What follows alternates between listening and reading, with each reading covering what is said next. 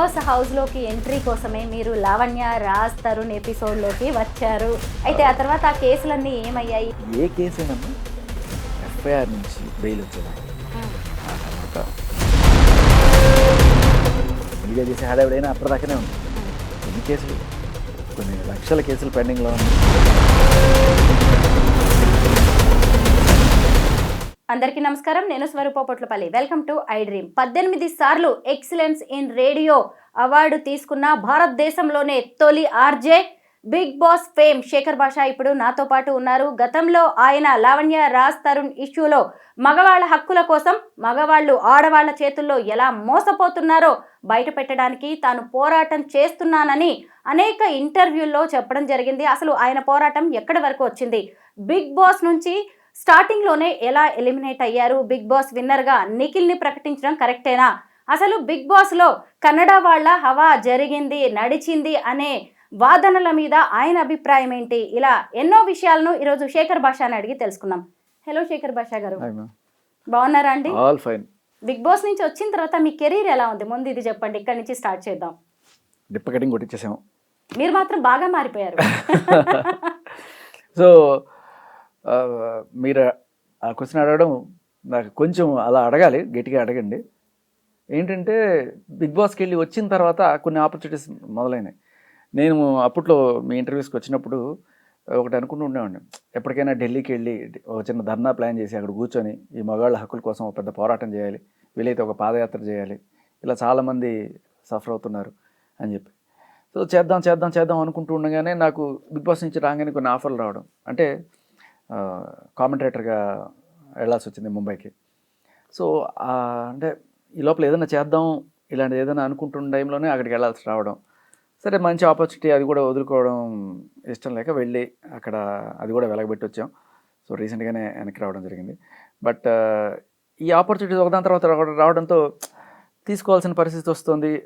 అంటే నేనేమో Born rich కాదు, 100 కోట్ల ఆస్తి ఏం లేదు. ఏదో నాకు చిన్న పనులు చేసుకుంటూ అట్ ద సేమ్ టైం పక్కన ఒక చిన్న ఆశయం, దాన్ని కూడా కాస్త పోషిస్తూ ఉండాలి. ఇది నా లైఫ్. ఒకవేళ నాకు నిజంగానే 100 కోట్లు ఉంటే కేవలం దీనికోసమే వెళ్ళిపోయాడు. బట్ 2 పడవల మీద కాళ్ళేసి మేనేజ్ చేసుకుంటూ రావాలి. సో వచ్చిన ఆపర్చునిటీస్ని తీసుకుంటూ మిగతా టైంలో కొంత జనాలకి చైతన్యం కలిగిస్తాను. కానీ అతుల్ సుభాష్ అనే ఆయన చనిపోయినప్పుడు మాత్రం చాలా బాధ వేసింది. ఆ టైంలో నేను ముంబైలో ఉండే. కొంతమంది మన మీడియా మిత్రులు కూడా ఫోన్ చేశారు రియాక్షన్ కోసం.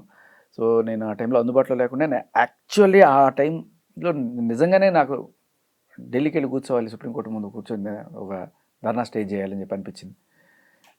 అది మిస్ అయింది. ఆ టైంలో అక్కడ ఇరుక్కుపోయిండే. సరే అదయింది.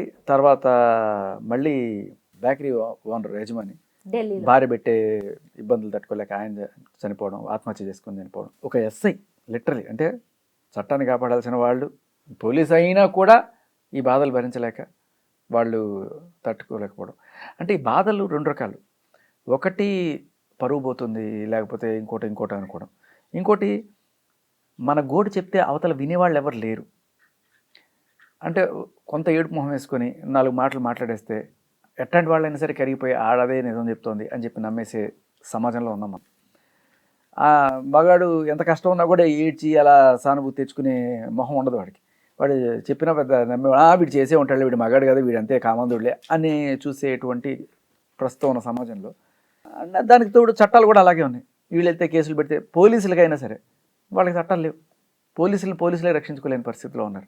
ఎస్ఐల మీద కేసులు పెడుతున్నారు, ఎస్పీల మీద కూడా కేసులు పెడుతున్నారు. సో ఇటువంటి స్టేజ్లో ఆయన ఎస్ఐ సూసైడ్ చేసుకోవడం, తర్వాత ఆమె హిస్టరీ తీస్తే ఇలాగే ఇంతకుముందు 3-4 మార్చుకుంటూ వచ్చి ఫైనల్గా ఈయన్ని ఎక్స్టార్షన్ చేయడం అనేది రెగ్యులర్గా జరుగుతుందని. సో ఇవన్నీ చూస్తున్నప్పుడు ఏదో ఒక మీడియాలోకి వచ్చి మాట్లాడుతున్నాను, ఎవరైనా నా దగ్గరికి వచ్చిన వాళ్ళకి ఏదైనా సరే లీగల్ అడ్వైజ్ ఇలాంటివన్నీ కూడా, అంటే నాకు తెలిసిన లాయర్స్ వాళ్ళతో ఇప్పించడం, పోలీస్ సర్కిల్లో ఈఎంఐ ఇంతకుముందు ఇట్లాంటివి ఏమన్నా చేసిందా అని చెప్పి వాళ్ళ గురించి ఎంక్వైరీ చేయించడం, ఇలాంటివి ఏదో సజెషన్స్ ఇవన్నీ మన చేత కలిగిన సాయం చేస్తున్నాము. తర్వాత కామెంటరీ ఉన్నప్పుడు బొంబాయో, హైదరాబాదో, పూణేనో వెళ్ళి అక్కడ కామెంటరీ చేస్తున్నాం. కబడ్డీ అయిపోయింది, ఇప్పుడు హాకీ తయారైంది కొత్తగా, మళ్ళీ హాకీ రూర్కెలాలో స్టార్ట్ అయింది. కొన్ని ఆపర్చునిటీస్ వస్తున్నాయి. బట్ ఆర్జేగా వెల్ సెటిల్. సో ముందు ఆర్జేనే, తర్వాత ఆర్జేనే. బిగ్ బాస్ 8 మీద మీ రివ్యూ కావాలి. నిఖిల్ ముఖ్యంగా కన్నడ వ్యక్తికి విన్నర్ టైటిల్ ఇవ్వడం కరెక్టేనా? మీరేమనుకుంటున్నారు దీని మీద? అదేంటండి కన్నడ అని మనం టైటిల్ ఇవ్వకపోవడం అనేది ఏముండదు. కాకపోతే బిగ్ బాస్ తెలుగు అని పెట్టి మీరు కన్నడ వాళ్ళని ఎందుకు తీసుకున్నారు అనేది ఒక క్వశ్చన్. నాకు ఏ రకమైన అభ్యంతరం లేదు. బేసికల్లీ వాళ్ళు ఎక్కడి నుంచి వచ్చినా మన తెలుగులో కలిసిపోయి మన తెలుగు రాష్ట్రంలో మన తెలుగు కళాంతలకి సేవ చేసుకుంటున్నారు. అండ్ వాళ్ళ ద్వారా కొంత కర్ణాటక వ్యూవర్షిప్ కూడా వచ్చింది కదా. అవును. మన తెలుగు బిగ్ బాస్ ఈసారి హిందీ బిగ్ బాస్ రేటింగ్లను కూడా దాటేసిందంటే దానికి ఈ కారణం కూడా ఒకటి ఉండొచ్చు. ఎందుకంటే 2 స్టేట్ల వాళ్ళే కాకుండా 3వ స్టేట్ కర్ణాటక, తమిళనాడు వీళ్ళు కూడా ఆదరిస్తున్నారు మన తెలుగు ప్రోగ్రామ్స్ని. బాహుబలి, పుష్పాలు వచ్చిన తర్వాత Telugu has become international. So ఇవాళ అది ఇది ఏమని అన్ని రంగంలో మన వాళ్ళు దూసుకుపోతున్నారు. కాబట్టి వీళ్ళు ఎక్కడెక్కడి నుంచి వచ్చి ఇక్కడ ఆపర్చునిటీస్ ట్రై చేసుకుంటున్నారు. అలా అని ప్యూర్లీ నాకు తెలుగు రాకుండా ఓన్లీ కన్నడ మాట్లాడే వాళ్ళు ఏమైనా తీసుకోలేదు కదా, తీసుకున్నారు. ఎక్కడో జనాలకి చిన్న అసంతృప్తి ఉంది. ఎస్, ఇంతమంది తెలుగు వాళ్ళు ఉన్నారు కదా, మీకు వాళ్ళు కనబడలేదా, ఓన్లీ కన్నడ వాళ్ళని తీసుకుంటున్నారా అంటే వాళ్ళు అవేమీ చూడరు. బేసికలీ వాళ్ళు తెలుగు ప్రొఫైల్లోనే ఉన్నారు, తెలుగు సీరియల్స్లో చేస్తున్నారు. సో తెలుగు చక్కగా మాట్లాడుతున్నారు. అంతకన్నా ఇంకేం కావాలి అనుకున్నారు వాళ్ళు. ఎక్కడ పుట్టావు, ఎక్కడ చదువుకున్నావు అనేది కాకుండా ఎక్కడ ప్రస్తుతం ఉన్నావు అనేది మనం క్రైటీరియాగా తీసుకున్నాం. అంటే పర్సనల్గా చూసినప్పుడు నాకు నిఖిల్ విన్నర్ అవ్వడమే హ్యాపీగా అనిపించింది. ఎందుకంటే తనే ఎలిజిబుల్ అనిపించింది. అతను బిగ్ బాస్ హౌస్లోకి అడుగు పెట్టినప్పటి నుంచి కూడా వెల్ మెచ్యూర్డ్గా ఉన్నాడు, పెద్దన్నలా వ్యవహరించాడు. అలాగే మనం కన్నడ తెలుగు అని ఇక్కడ డిఫరెన్షియేట్ చేసి చూడాల్సిన అవసరం లేదు. ఎందుకంటే అందరూ కూడా బాగా ఆడారు. యష్మి కావచ్చు, అసలు ప్రేరణ సూపర్, పృథ్వీ, ఇలాగే నిఖిల్, ఎవరిని మనం పక్కకు పెట్టడానికి కూడా లేదు. అంటే ఈక్వల్లీ డిజర్వ్డ్ గౌతమ్ కూడా అనిపించింది. నిఖిల్తో ఈక్వల్గా గౌతమ్ డిజర్వ్డ్ అనిపించింది. అండ్ మీరు ఫస్ట్ అడిగిన క్వశ్చన్కి చాలామంది ఇలాగే మనసులో ఉన్న వాళ్ళందరికీ కూడా మన తెలుగువాడు గెలిస్తే బాగుండు అని ఆలోచించిన కోణంలో కూడా ఉంది. సో ఇద్దరు ఈక్వల్లీ డిజర్వింగే. ఎవరు గెలిచినా నేను హ్యాపీ అయినా ఫస్ట్ నుంచి.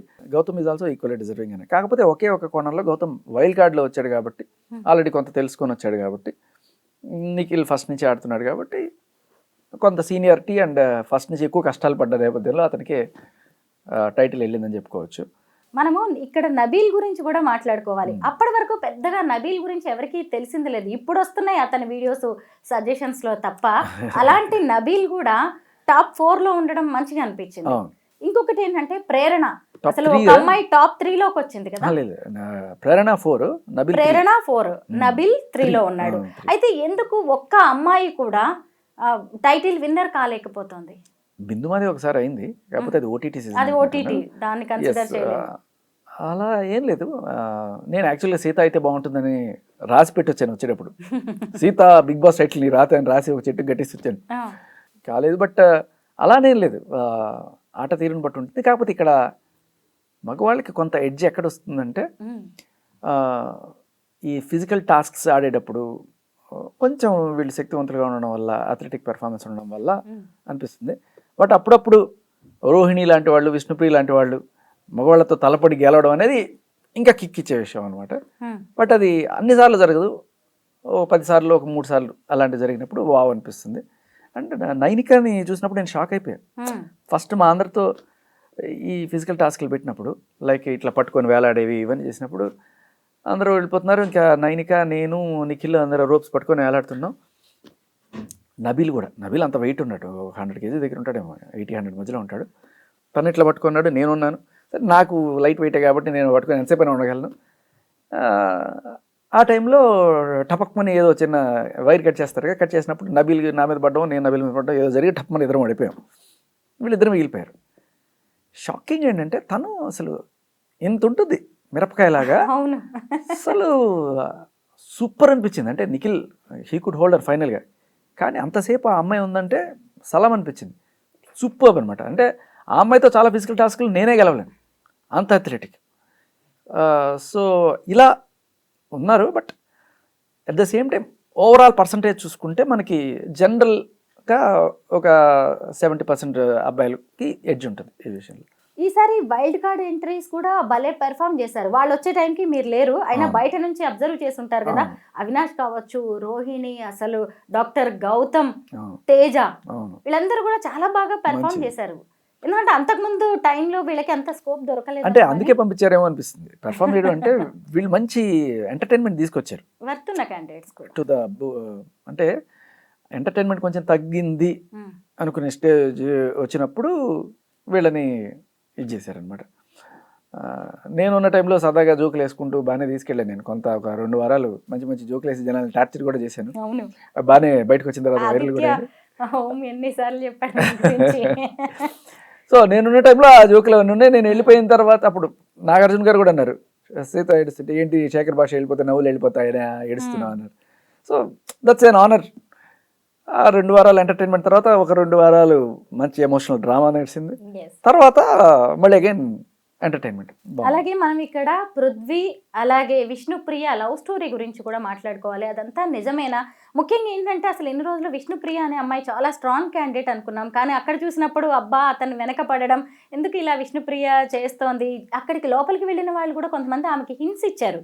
అయినా కానీ బయటకు వచ్చిన తర్వాత ఏదో హార్మోనల్ ఇంబ్యాలెన్స్ అది ఇదని తను కవరింగ్ ఏదో చేస్తుంది. దీని మీద మీ feedback అసలు ఏంటి? విష్ణుప్రియని నేను ఎల్కేజీ అమ్మాయి దాకా చూస్తాను నేను.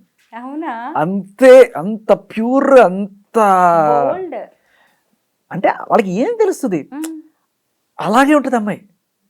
మనిషే అంత నచ్చితే నచ్చాడు నచ్చాడు నచ్చాడు. ఇంకా అమ్మ వాళ్ళేమనుకుంటారు వీళ్ళేమనుకుంటారు ఏమీ ఉండదు. తప్ప రైటా ఏమీ లేదు, అస్సలు ఏమి లేదు.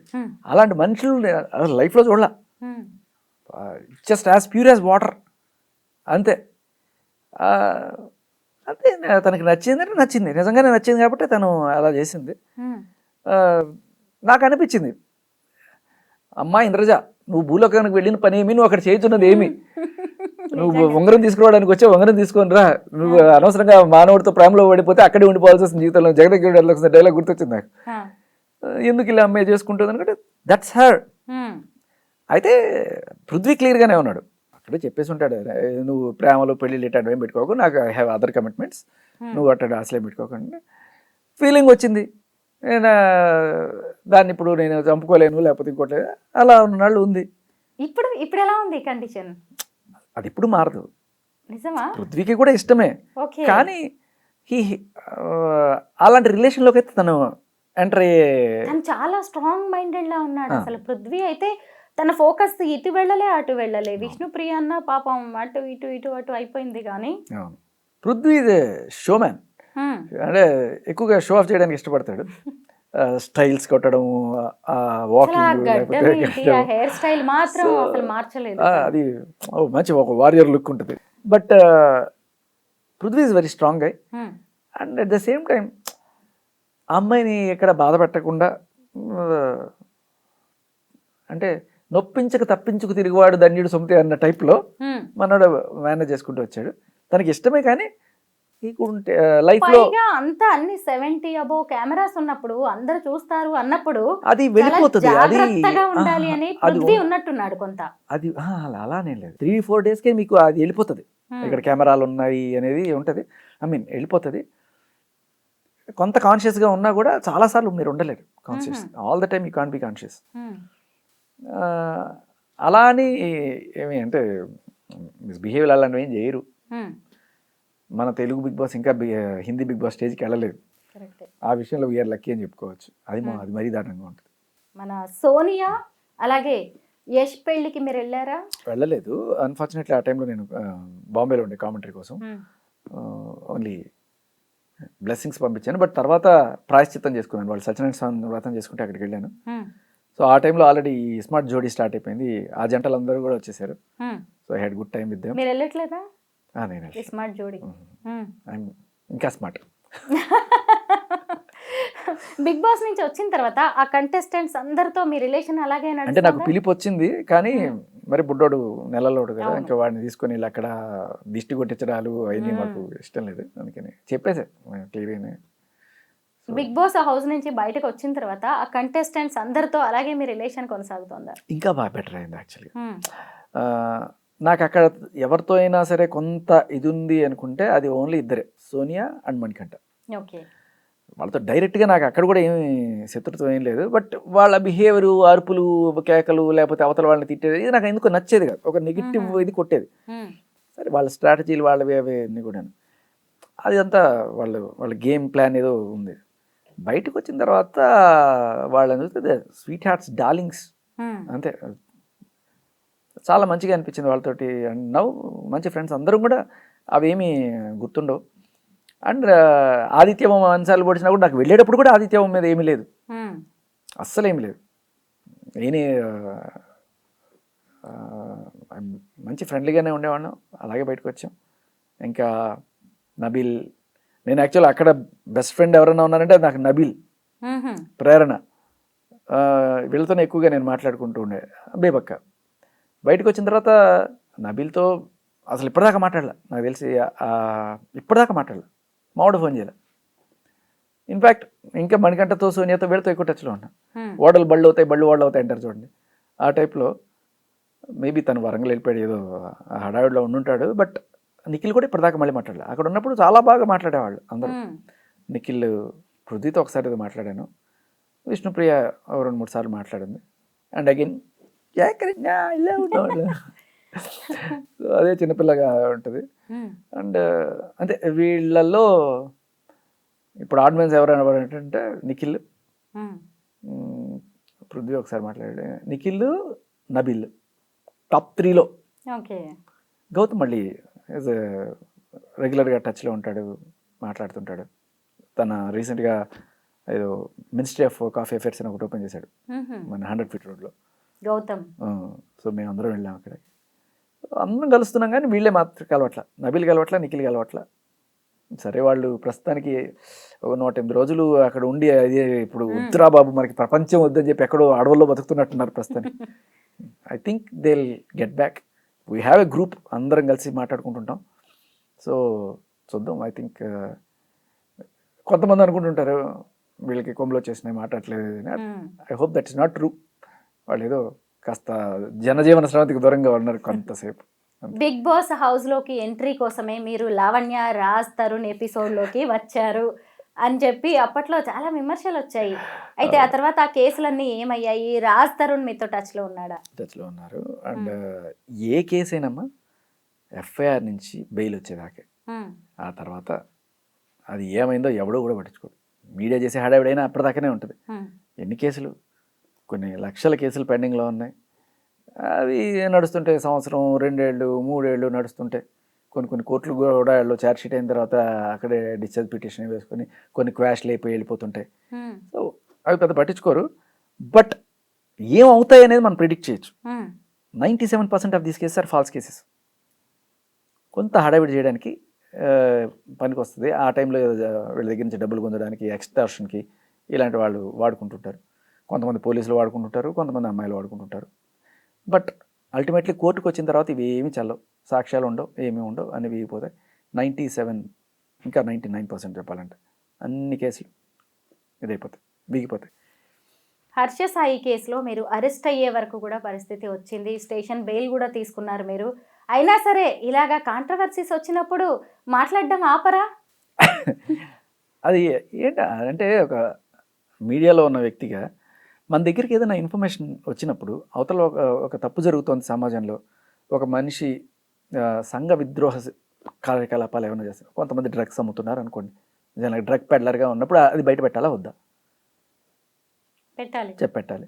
అలాగే పింపు పనులు చేస్తూ రాజకీయ నాయకులకి అమ్మాయిలని సప్లై చేస్తున్నారు అని చెప్పే విషయం మన దగ్గరికి వచ్చింది, అది మనం బయట పెట్టాలా వద్దా? సో అమ్మాయి కాబట్టి వెళ్ళి కేసు పెడితే ఆ అమ్మాయి గురించి ఏం మాట్లాడకూడదు, మాట్లాడితే మిమ్మల్ని లోపలేస్తాం, ఇది ఎక్కడి న్యాయం? అమ్మాయి కాబట్టి ఎట్టండి డ్రగ్స్ అయినా అమ్ముకోవచ్చు, లేకపోతే ఇవన్నీ చేయొచ్చు. ఇప్పుడు ఇవన్నీ ఎవరో అన్న ఆరోపణలు తీసుకొచ్చి నేను చెప్పట్లా, ఫస్ట్ పర్సన్ వాళ్ళే వాళ్ళ మాటల్లో చెప్తున్న మాటలు, వాళ్ళు రాసి సంతకాలు పెట్టిన పేపర్లు, ఇవన్నీ మనం తీసుకొచ్చి ప్రశ్నిస్తున్నప్పుడు ఏమైంది? ఉన్న మాట అంటే ఊరికి ఎక్కువన్నట్టుగా వీళ్ళు ఎప్పుడు వెళ్ళైతే కేసులు పెడతారు, అక్కడతో ఆగకుండా వీళ్ళకున్న కాంటాక్ట్స్ హై లెవెల్లో ఉంటాయి. ఇప్పుడు పెద్ద పెద్ద మినిస్టర్ లెవెల్లో వాళ్ళకి, లేకపోతే విఐపీలకి అమ్మాయిలు సప్లై చేస్తున్నా అంటే వాళ్ళ కాంటాక్ట్లు వేరే రేంజ్లో ఉంటాయి. మరి అప్పుడు ఎక్కడి నుంచో ఇన్ఫ్లుయెన్స్ వస్తుంది, ఏదో రకంగా ఆపించాలని చూస్తారు. లేకపోతే వాళ్ళకి సంబంధించిన వీడియోలు ఏమన్నా నేనేమన్నా బయట పెడతా అని చెప్పి భయపడ్డారో ఏమో మరి. సో ఏ రీజన్ ఏదైనా కావచ్చు. నాతో పాటు 150 యూట్యూబ్ ఛానల్స్, ఇంకో 4 మంది ఇన్ఫ్లుయెన్సర్స్ అందరి మీద పెట్టారు కేసులు. అన్ప్రెసిడెంటెడ్ అని చెప్పాలి నిజానికి. ఎందుకంటే అంటే ఒక తప్పు జరిగింది అని చెప్పి మీడియాలో మాట్లాడితే దానికి కూడా వాళ్ళు నోరు నొక్కే ప్రయత్నం చేస్తున్నారు. నిజాల్ని బయట పెట్టకూడదు. ఇంకా ఇదేంటంటే నా డౌట్ ఏమైందంటే అక్కడికి వచ్చి అరెస్ట్ లేదు పడలేదు, ఊరికే హడావిడైతే జరిగింది. కానీ అక్కడ బేసికల్ వాళ్ళు చేసింది ఏంటంటే ఫోన్ చెక్. అంటే ఫోన్లో వీడి దగ్గర ఇంకేమేమి ప్రూఫ్లు ఉన్నాయో, ఏ ఎమ్మెల్యేనో ఏ ఎంపీ ఏ అమ్మాయితో సరసాలు ఆడుతుంటే అవన్నీ వీడి దగ్గర పెట్టుకొని ఇంకేదైనా రేపు ఎల్లుండో ఏ మీడియాలో బ్లాస్ట్ అవుతుందో అని చెప్పి భయపడ్డారో ఏమో తెలియదు. అలా ఫోన్లు తీసుకొని ఫోన్లో ఏమున్నాయో చెక్ చేసుకున్నారు. ఏం లేవు, సరే బాబు వెళ్ళరా అన్నారు. అయితే మీ అరెస్ట్ వెనుక ఇంత నడిచింది. ఖచ్చితంగా మీకు యాక్చువల్గా ఈ రోజు దాకా ఎవరికి చెప్పలే అరెస్ట్ అంటే. నేను అరెస్ట్ అని కూడా అనుకోను, బట్ స్టేషన్ తీసుకెళ్ళారు ఇట్లా. అసలు ఏ రకమైన ఒక్క మాట మాట్లాడలేదు పాపం వాళ్ళు.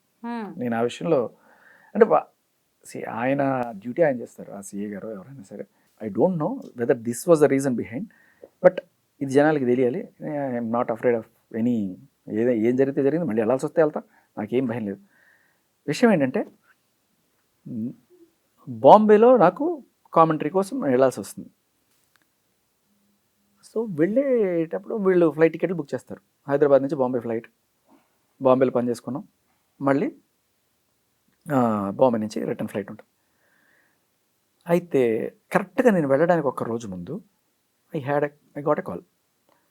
భయ్యా హర్ష సాయికి సంబంధించిన కేసులో ఆ అమ్మాయి రకరకాల ఏవో చెప్తున్నారు కదా, ఆడియో రికార్డ్స్ అవేం చూశారు, వాటికి తాతల రికార్డులు మా దగ్గర ఉన్నాయి అని చెప్పి కొన్ని శాంపుల్స్ పంపించాడు. అంటే నేను ఎలా నమ్మాలంటే పంపించాడు. నాకు కొంచెం ట్రస్ట్వర్తీగా అనిపించింది. సరే ఏంటి పరిస్థితి, ఏం కావాలి నీకు అంటే, మా వాడిని ఒకరిని ఇట్టగా అన్యాయం చేశారు, వాడు చావు బతుకుల దాకా వెళ్ళాడు, డ్రైవర్ అట అతను, అతని జీవితం అంతా నాశనం అయిపోయింది, వాడి కోసం మేము ఇది చేస్తాం, నువ్వు నిలబడ్డావు కాబట్టి నీ మీద మాకు నమ్మకం ఉంది, సాక్ష్యాలు మీకు ఇస్తాం, అది ఇది అని చెప్పి. సరే అయితే వచ్చి ఇవ్వండి అని చెప్పాను. అంటే నేను అనంతపూర్లో ఉన్నాను, అక్కడికి అంటే నేను రేపు ఎల్లుండి హైదరాబాద్ వస్తాను. అంటే భయ నేను ఇప్పుడు వెళ్ళిపోతే ఒక వారం రోజుల దాకా వచ్చే పరిస్థితి లేదు, బాంబే పోతున్నాను, ఓ పని చేస్తాను నేను. అంతకుముందు ఏముంది, ఆ జస్ట్ ముందు రోజే మా వాళ్ళది ఒక గృహప్రవేశం ఉంటే నేను బెంగళూరు వెళ్ళాలి. నేనేం చెప్పానంటే మీరు బెంగళూరు నుంచి ఫ్లైట్ టికెట్ బుక్ చేయండి నాకు, నేను హైదరాబాద్ నుంచి బెంగళూరు వస్తాను, బెంగళూరు వచ్చి అక్కడి నుంచి బాంబే వస్తాను అని చెప్పి. నేను అలాగే నేనేం చేశానంటే బై రోడ్ కార్లో బెంగళూరు హైదరాబాద్ నుంచి వెళ్తూ మధ్యలో అనంతపూర్ దగ్గర ఆగి వాళ్ళతో మాట్లాడేసి వెళ్దామని చెప్పాను. సో దానిలో వాళ్ళు టచ్లోకి వచ్చారు. నేను ఒక అనంతపూర్ దగ్గర గార్ల దిన్న అనేది ఒక చిన్న డాబా, ఏదో అంతా ఫ్యాక్షనిస్ట్ లాగా ఒక 4-5 జీపులు వచ్చినాయి, సుమారు వచ్చినాయి, అందరూ టక్ టక్ మంది తిరిగారు, అంతా మన సీమ బ్యాచ్ సోదరులు.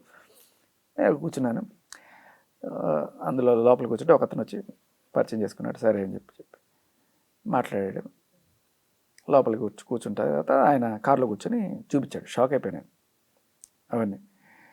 నేను సరే ఏంటి ఇప్పుడు ఇస్తారా, నేను మీడియాకి ఇచ్చేస్తాను, న్యాయం జరగాలి కదా అని చెప్పి. అంటే అప్పుడు లేదు భయ్యా మాకు కొంచెం ఇది ఉంది, వాళ్ళ సైడ్ నుంచి కూడా ఫోన్లు వస్తున్నాయి, మీరు ఆపండి అంటే. వీళ్ళు ఇక్కడ ఒక డబుల్ గేమ్ ఆడారో ఏంటో తెలియదు.